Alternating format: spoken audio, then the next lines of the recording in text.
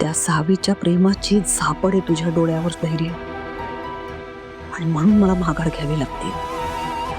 पण लवकरच तिला या घरातून आणि तुझ्या आयुष्यातून काढून फेकून देणार आहे मी.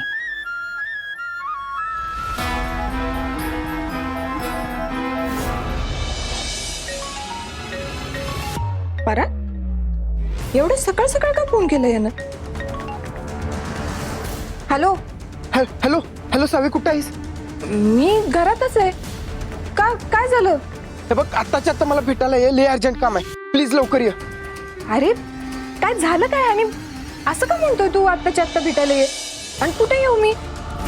आधी काम काय ते तरी सांग की. सावे कॉल वरती सांगता आलं असतं तर मी सांगितलं नसतं काय. हे बघ, अर्जंट काम आहे, लवकरात लवकर भेटायला ये प्लीज. हा बरं ठीक आहे, येते. खरं येऊ कुठं? हे बघ, मी तुला व्हॉट्सअप वरती लोकेशन पाठवलंय, ते चेक कर आणि एक्झॅक्ट त्या लोकेशनला ये. लवकर ये, ठेवू काय? हा बरं ठीक आहे. हा बाय, प्लीज लवकर ये. असा अचानक का बोलवतोय हा?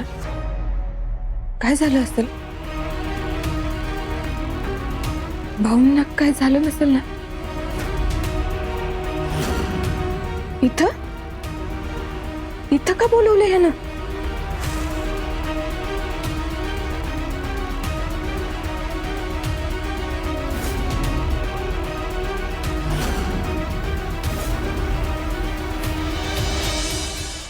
या थोडं इकडं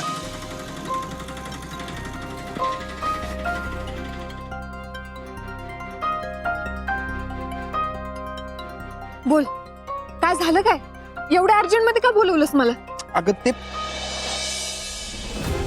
आई, काय अगं,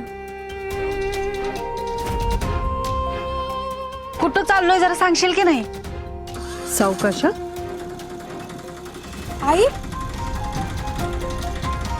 आई अगं तू इथं काय करतेस आणि भाऊंना का घेऊन आली?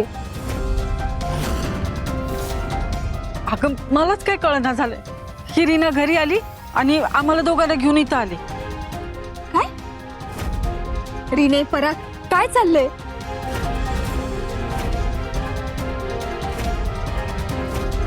आणि भाऊंना तुम्ही असं घेऊन आलाय, त्यांना त्रास होऊ शकतो, तुम्हाला कळत नाहीये का? त्यांना असं सावे अगं जरा शांत हो. तू चल आमच्या सोबत, तुला सांगतो सगळं. अरे पण नेमकं जायचं कुठे? काय चाललंय तुमचं? रीने अगं तू तरी सांग की मला. अगं चला भाऊ, चला चला बघूया काय म्हणतात ते.